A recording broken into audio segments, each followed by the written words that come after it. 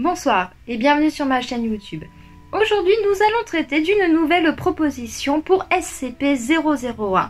Cette fois-ci, ce sera celle de QNTM. Je sais pas qui c'est, mais on l'appellera QNTM. Très bien, il n'y a pas de problème. Dans cette introduction, je vais juste vous expliquer un petit peu plus en détail comment est-ce que je vais structurer mes vidéos. En général, on commence avec le nom du SCP, temps et la classe. Ensuite, la description, le processus de confinement et après on fera tout ce qui est adénium et tout bordel pour comprendre un petit peu plus en détail. J'espère du coup que cette officielle première vidéo sur un SCP vous plaira et sur ce, commençons.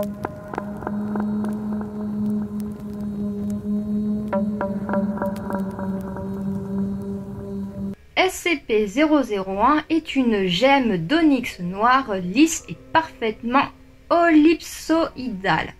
D'accord, donc en gros c'est une pierre précieuse. Elle fait environ 15,1 cm par 15,4 cm x 16,5 cm.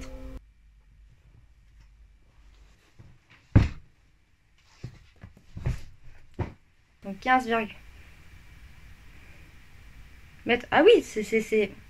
Ah, effectivement, c'est une grosse pierre. Et il semblerait qu'elle soit assez reconnaissable étant donné qu'on nous précise qu'elle a un motif marbré blanc. Donc effectivement, cette gemme tape à l'œil. Déjà par sa grosseur et en plus parce qu'elle a un motif. Une fractale complexe et à couches multiples en filagrange d'or enveloppe l'extérieur des SCP-001, couvrant son équateur et ses deux pôles. D'accord, pour celles et ceux qui ne savent pas ce qu'est une fractale, c'est un petit peu trop compliqué pour que moi personnellement je puisse vous expliquer. Je vous conseille d'aller voir la vidéo de Science Trash qui parle des fractales. Le gars fait une thèse sur les fractales, il vous expliquera un petit peu mieux que moi. Oui, je fais de la pub gratuitement pour d'autres gens. Je les adore. Bref, continuons. L'or est sculpté de lignes grossières au niveau de ce qui est généralement considéré comme le pôle bas ou sud de l'objet, mais plus les latitudes sont élevées, plus le motif devient complexe. Imaginons, ça c'est la pierre. Ça veut dire que dans toute la longitude, plus quand on part du sud, plus on va vers le nord, plus les motifs deviennent extrêmement complexes. Voilà en gros. Près du pôle nord, aussi appelé le cadenas ou la singularité, c'est au rapport d'acquisition ci-dessous. D'accord, on ira voir ça un petit peu plus tard. La complexité du motif atteint et dépasse le seuil de visibilité possible par microscope optique ou électronique. D'accord, donc on peut analyser au microscope. Très bien. Des avancées dans le domaine de la microscopie sont attendues pour procéder à des recherches plus approfondies. D'accord, donc c'est si complexe que nos moyens actuels ne nous permettent pas de faire de plus amples recherches. Très bien. La gemme émet continuellement une petite quantité d'environ 34,5700. Ah oui, c'est très précis quand même. Non, à 34,5010 mW. C'est extrêmement précis, dites donc. De rayonnement thermique dans le spectre micro-ondes. En conséquent, les filigranes d'or est chaud au toucher. C'est une pierre d'onyx avec des motifs blancs, des fractales d'or, et en plus de ça, elle émet des rayonnements thermiques qui font qu'elle est chaude. C'est une pierre vraiment unique à ce stade, hein. Les zones marbrées de blanc émettent légèrement plus de rayonnement que les zones noires de l'onyx. À l'exception de ce phénomène, SCP-001 est totalement inerte. D'où sa classification en sûre. Il est opaque et toute forme de rayonnement électromagnétique, y compris de très hautes énergies, et s'est révélé indestructible jusqu'à présent. Ah, donc cette pierre est plus solide que le diamant. Sa composition onyx-or a été déduite par inspection visuelle puisque le prélèvement d'échantillons pour une analyse chimique s'est révélé impossible. D'accord, donc on suppose seulement que c'est de l'onyx et de l'or. On n'est pas sûr à 100%. Donc en gros, selon QNTM, SCP-001 serait une pierre précieuse un petit peu particulière. Très bien. Passons maintenant aux procédures de confinement.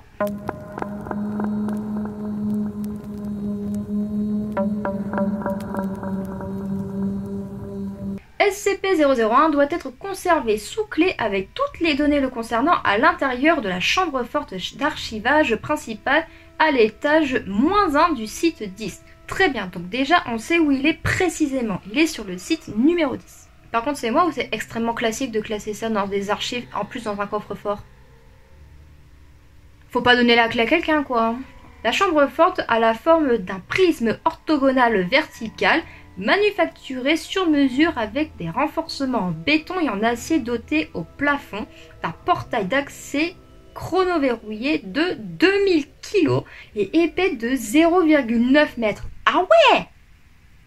Ah ouais! D'accord. Ils y vont fort quand même pour un SCP de classe sûre, vous trouvez pas? Les horaires de verrouillage doivent être classifiés et disponibles à la consultation exclusive du docteur W. Mirsky. Ça veut donc dire qu'on peut y avoir accès à certaines heures. L'accès est conditionné par un processus de triple identification, carte d'accès, empreinte digitale et empreinte vocale. Ils rigolent vraiment pas.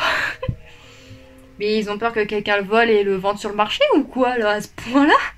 SCP-001 compte parmi les artefacts les plus sûrs en possession de la Fondation et ces mesures ont pour objectif principal d'éviter toute tentative de vol. Bon, il semblerait que mon raisonnement soit vrai.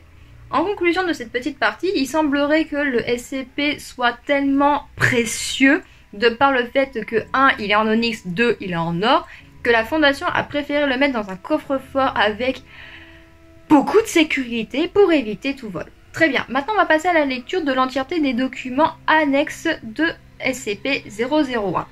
À commencer par le rapport d'acquisition.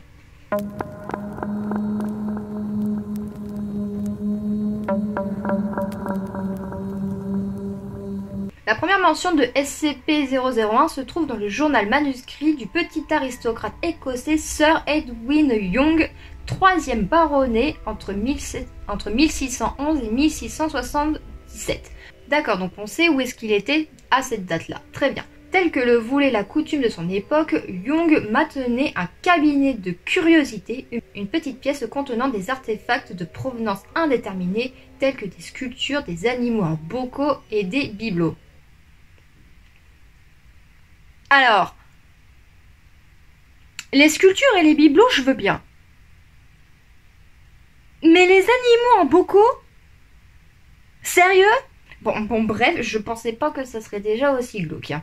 Le journal de Young contient des références à son acquisition en 1654 d'un joyau manufacturé d'onyx et filigrange d'or d'une pureté dépassant toute raison, alors qu'il traversait le désert mésopotamien. Effectivement, il semblerait qu'au XVIIe siècle, on voyait déjà cette pierre comme extrêmement précieuse. Et à mon avis, c'est aussi en grande partie pourquoi la Fondation a mis un tel processus de sécurité pour cette pierre. Le journal indique que SCP-001 a été trouvé enterré dans la ruine d'un lieu amer et désolé, plus vieux que les jours, ou ce que Young a appris pour un temple dédié à un terrible dieu de la mort. Un dieu de la mort. C'est pas très rassurant d'un seul coup là. Pourtant, on était parti d'une pierre très jolie et là on passe à un dieu de la mort. Bon, continuons. SCP-001 a été trouvé encastré dans la pierre au centre de 4 énormes pierres ruiniques.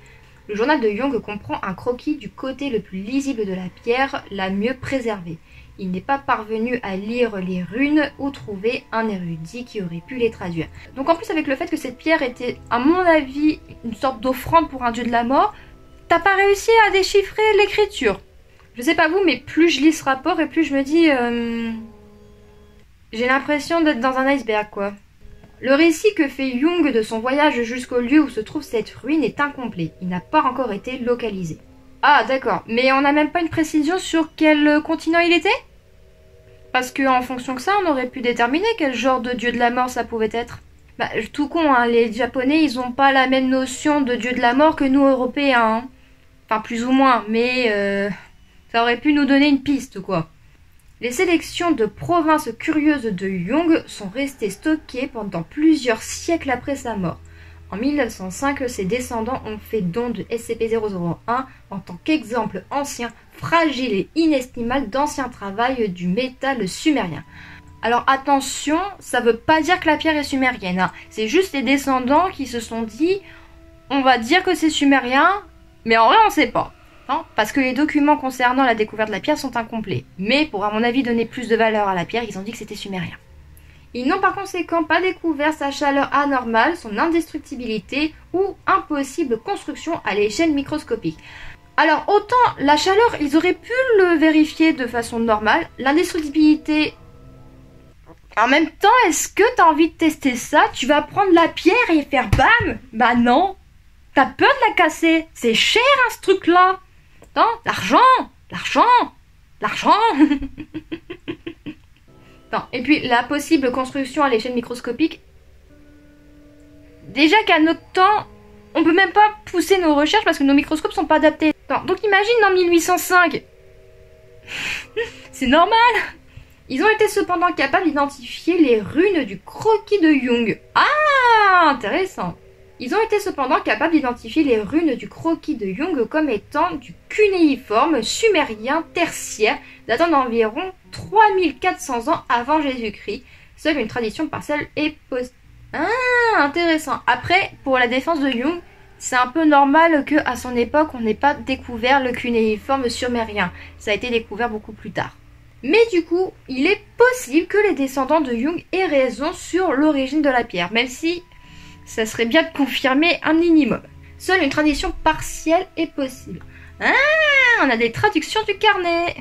Avec la perte de nous ou moi, un nom, impact, pardon pour la prononciation, probablement un nom propre, à la fin, finalité, joie plus permanence, peut-être protection. Alors à ce stade, effectivement, c'est incompréhensible. Mais Monsieur McCandlish, je crois que ça se prononce comme ça, a effectué la tradition et a noté « Ça semble être une sorte d'incantation ou de sorte de confinement.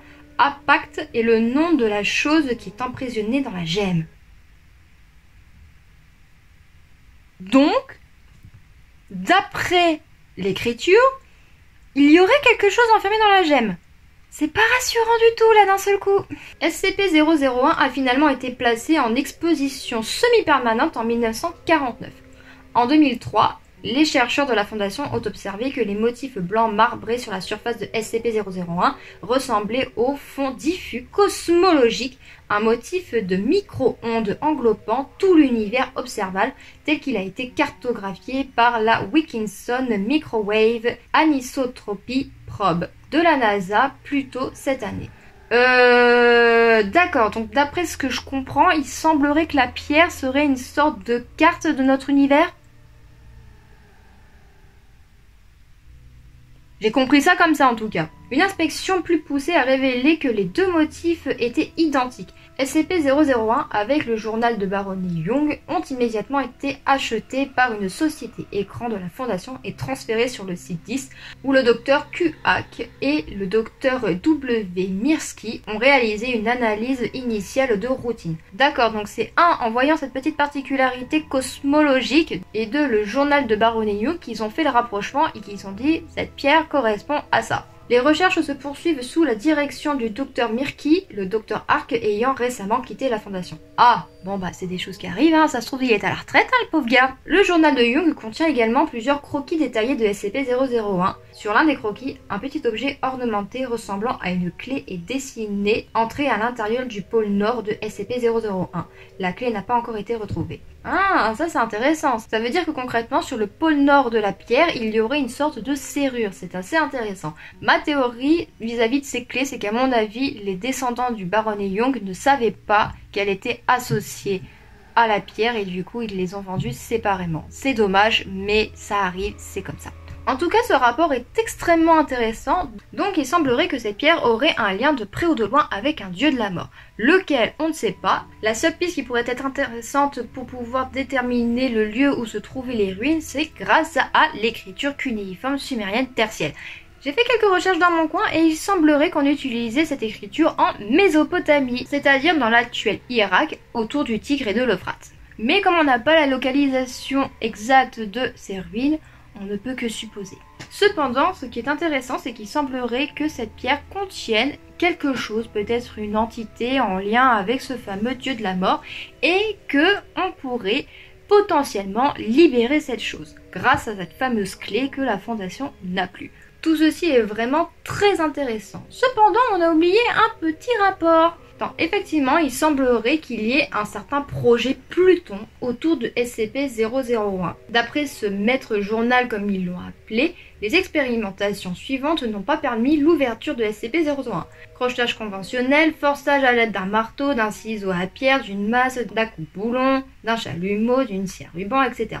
Application directe d'un laser de découpe industrielle, environ 160 kW par centimètre cube, je vois pas très bien à quoi ça correspond, concentré sur le cadenas. L'artefact a réfléchi toute l'énergie. Compression dans un étau, un broyeur de voiture, une presse hydraulique à plaque adamantine, tous détruits. Application d'acide corrosif et autres composés hautement oxydants, aucune réaction. Détonation explosif plastique et explosif solide jusqu'à équivalent de 0,5 kilotonnes de TNT. Artefact à l'épicentre, aucun effet. Détonation d'une tête atomique de 15 kilotonnes de TNT. Artefact à l'épicentre, autorisation rétroactive accordée par le Dr. Mirsky. Aucun effet. Ah ouais, à ce point. Le truc est vraiment si indestructible que ça. Enfin, même une tête atomique n'a rien fait à ce truc, mais... Non, ah oui, quand je vous dis qu'ils partent loin, c'est qu'ils partent loin, hein. Il faut me croire, hein, c'est tout. Les deux dernières lignes précisent que le projet Pluton est immédiatement terminé par le Dr. Hack, mais comme il n'est plus à la Fondation, cet ordre a été retiré. Maintenant, le projet Pluton se poursuit avec le soutien de toutes les ressources de la Fondation, d'après le Dr. Mirsky. Donc ce qu'on peut en conclure par ce maître journal, c'est que la pierre est extrêmement indestructible. Je pensais pas que c'était à ce point. C'est quand même incroyable pour que même de l'acide ne fasse rien. C'est une pierre, hein. Testez avec votre nick. Non, ne testez pas avec votre nick. Je ne vais pas commencer à vous donner des idées loufoques. Donc, ne faites pas des choses dangereuses à la maison. Vous n'êtes pas des scientifiques. Et c'est quand même incroyable que même une tête atomique a eu aucun effet. Enfin, je sais pas si vous êtes capable de vous rendre compte de 15 kilotonnes de TNT. C'est énorme. Bref, ce qu'en conclut ce maître journal, c'est que effectivement, sans la clé, on ne pourra certainement jamais ouvrir SCP-001. C'est triste, mais c'est comme ça. Pour finir cette vidéo, je vous propose de faire une petite conclusion sur l'entièreté de ce que nous avons appris sur le SCP.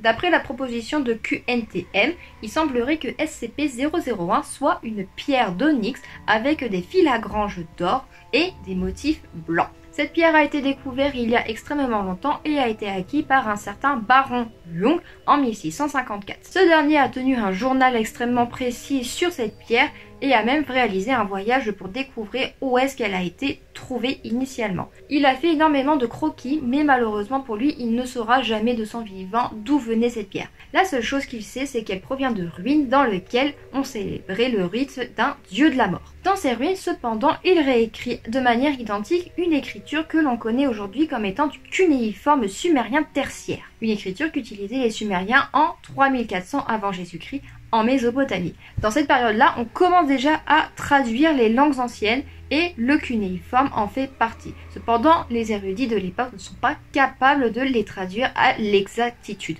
C'est en 2003 que la Fondation fera acquisition de la pierre à la suite d'une petite découverte que, à mon avis, tout le monde aurait pu voir, étant donné qu'il semblerait que la pierre soit à peu près comme une sorte de cartographie de notre univers. Ça, et aussi le fait que on ne sait pas vraiment comment, mais la Fondation a acquis les journaux du baron Young et ont associé la pierre que le baron a découvert avec celle-ci. Il l'achète donc en 2003 et à partir de ce moment-là, les tests commencent sous la supervision du Dr. Mirsky ainsi que le Dr. Hack, mais qui quittera la Fondation quelques années plus tard. À cette même période, un monsieur Mark Andlish effectue une traduction complète de ce qui semblerait être la phrase qui était marquée en cunéiforme sumérien tertiaire dans le livre du baron Young. La pierre serait une sorte d'incantation ou de sort pour renfermer quelque chose qui a un lien avec ce fameux dieu de la mort. Quoi ? On ne sait pas, mais il semblerait que la pierre soit une sorte de prison. Prison dans laquelle on a perdu la clé. Des tests ont donc été effectués sous la supervision du Dr. Mirsky et du Dr. Hack pour essayer d'ouvrir la boîte. Ils ont tout essayé. Le crochetage, le forçage, l'acide, le broyeur de voiture, la TNT, la tête atomique, rien n'y fait. La pierre est indestructible et aussi un petit peu chaud. Donc concrètement, qu'est-ce que SCP-001 d'après QNTM? Ce serait donc une pierre un petit peu chaude qui renfermerait quelque chose, quoi on ne sait pas, et dont la serrure est malheureusement impossible à ouvrir, la pierre étant indestructible. Un SCP vraiment très intéressant, un rapport vraiment intriguant aussi parce que on part d'une description d'une simple pierre avec des formes bizarres, une composition bizarre, de l'onyx et de l'or en même temps, en sachant qu'on sait pas forcément si c'est ça. Non, vraiment un rapport très intéressant, surtout que plus on le lit, plus on se rend compte que ça devient un peu glauque. Une pierre associée à un dieu de la mort qui renfermerait quelque chose en rapport avec ce dieu de la mort. Ouais, c'est bizarre, c'est assez glauque et c'est quelque chose qui peut faire peur.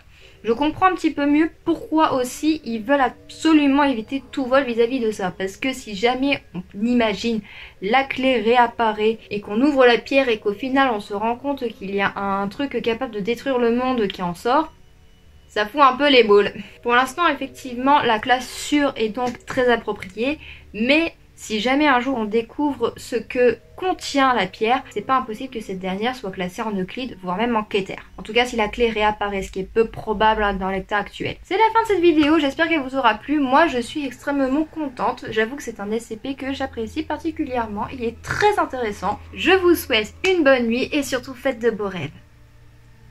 Attention au dieu de la mort. I am the cure.